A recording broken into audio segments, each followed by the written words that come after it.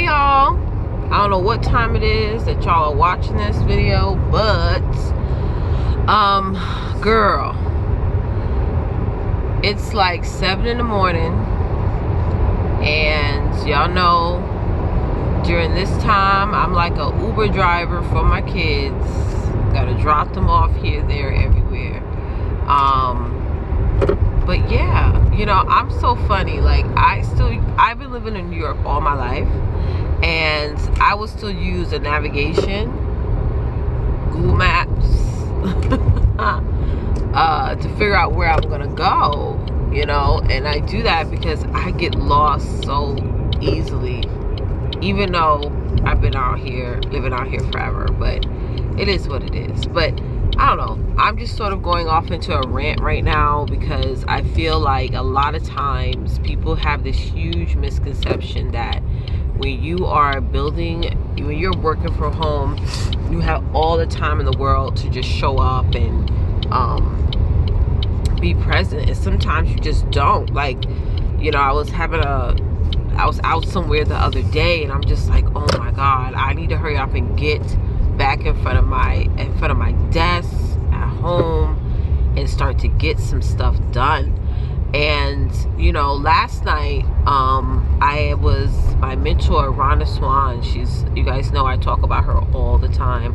You know, she has definitely been pushing me outside of my comfort zone, which I love, because I love to be challenged. It's the only way I feel like I don't get bored, because a lot of times in the past I used to just tap out of things because either I would get bored or it wouldn't be interesting anymore, because I can withstand any challenge. But it's like, you know, she stretches me, you know what I'm saying? Like, and that's what's so important. Like, you know, I'm one of the head coaches inside of her program, and what that means is I actually come on and I coach clients in the program that I first joined, which is awesome. And you know, even though I have my own thing as well, it's like I still love more than anything being a part of this. And last night, you know, one of the things that we spoke about was your higher values, and I'm going to find more information about this in just a few for you guys. But she spoke about, you know, you gotta, you know, when you're an entrepreneur, guys, your brain is always on 10. It's like the E-train subway out here in New York, or the LIRR. It's like you always like just going. And so when that happens, you know, a lot of times you miss things fall by the wayside. We get overwhelmed. We feel like we're not doing much when we really are. It's like a mind trick, right? So it's, you know, that was one of the questions that came up last night is, am I doing everything? You know, my organization, my company, you know, even though I am a coach, I still have a company to run, right? I still have a company to run. And how do you run that company? Cater to clients, do the marketing and all these things without feeling like you want to pull your hair out, and like you need a team. And one of the things that she mentioned, because everybody always wants to get a training on, I want to know how to build a team, I want to know how to build a team of VAs, a team of project managers, a team of social media managers, a publishing team, blah blah blah. And it's like, you have to do that with trial and error. You know, like I just got one great virtual assistant, and she's been working with me for the past 2 years, and I've had a lot of virtual assistants before her. You know, you think when you come in the game, when you get in this industry, when you become a coach, that you just go to some agency and they just give it to you everything. But really, you know, when you're working with people, it's different than a job. It's different than a job. Like when you're working a 9 to 5, you have to deal with those people that you work with. I remember, you know, part of my responsibility, even at one of my corporate jobs, was having to manage people, but a lot of times it came down to me actually firing people too.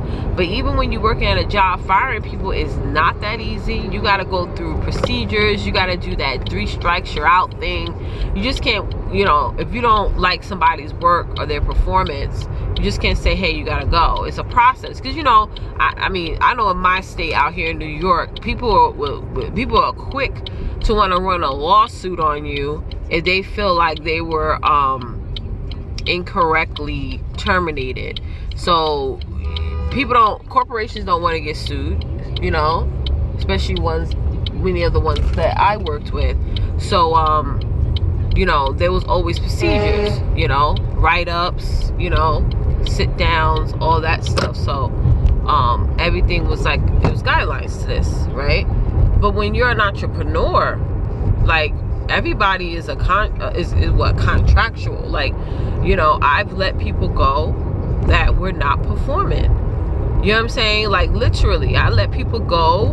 One of the things that when you're building a business, and I really truly hate this about the business, one of the things I hate about being an entrepreneur is a lot of times when you have people under you or aside you who are assisting you in your business, right, on a back end level, they think that they're doing the most.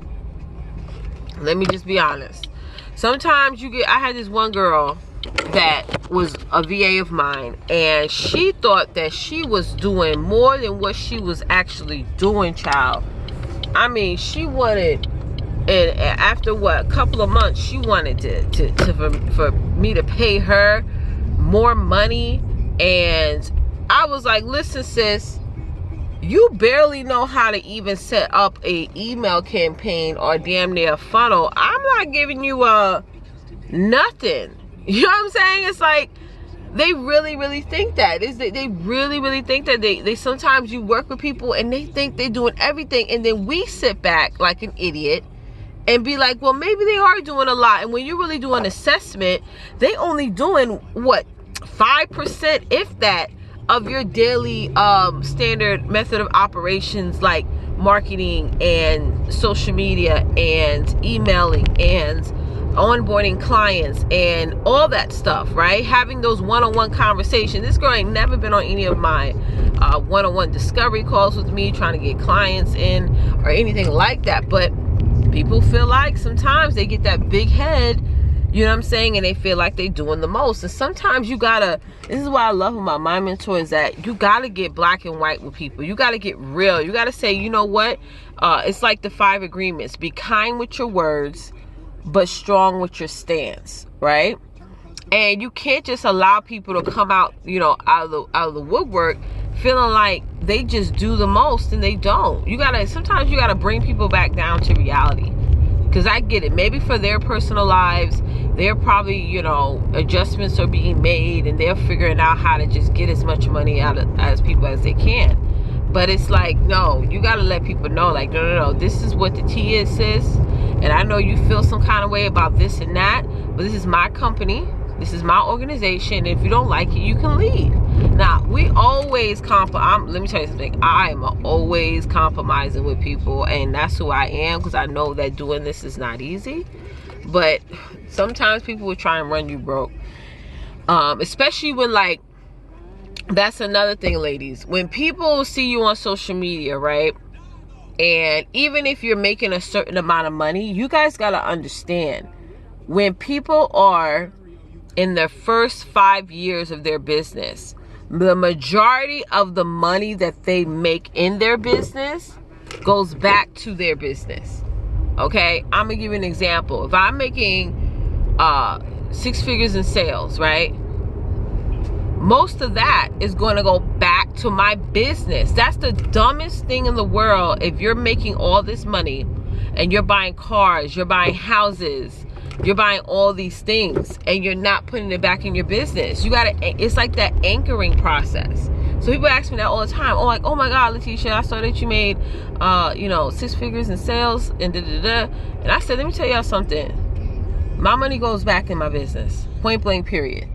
This is why people run out of money in their businesses, because when they make money, they spend it instead of saying, well, how I'm going to keep this money and invest it back.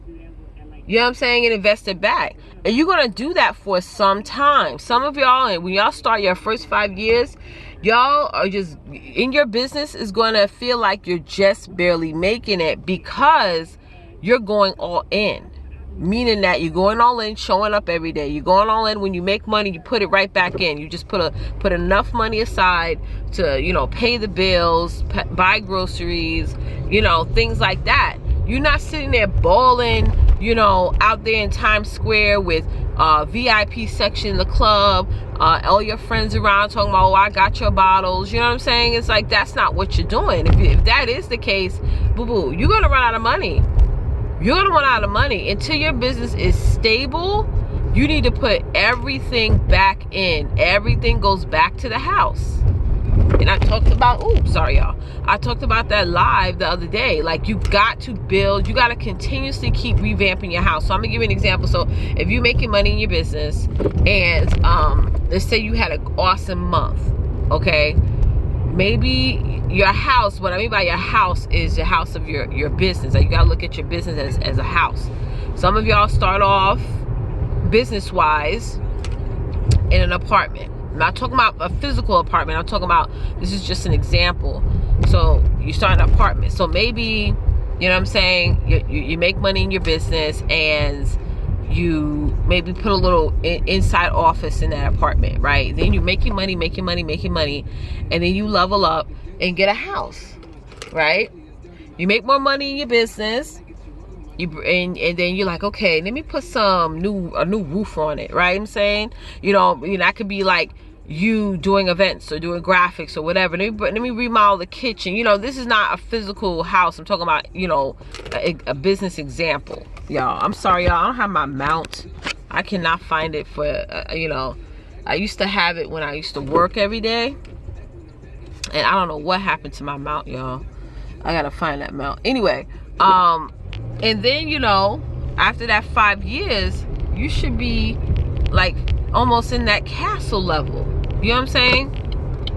That's the whole ascension that you have to mentally get clear about, and saying that I wanna be in this for the long game, not the short game.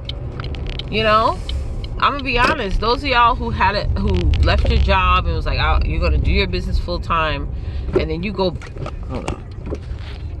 Sorry, y'all. Then you go back to the job. That's your fault, because you didn't reinvest. You didn't reinvest. I sacrificed a lot, you know, to continue my business. I do, because if I want to do big things, I gotta make big investments, and I can't be sitting here talking about I'm gonna spend $400 on a weave. You know what I'm saying?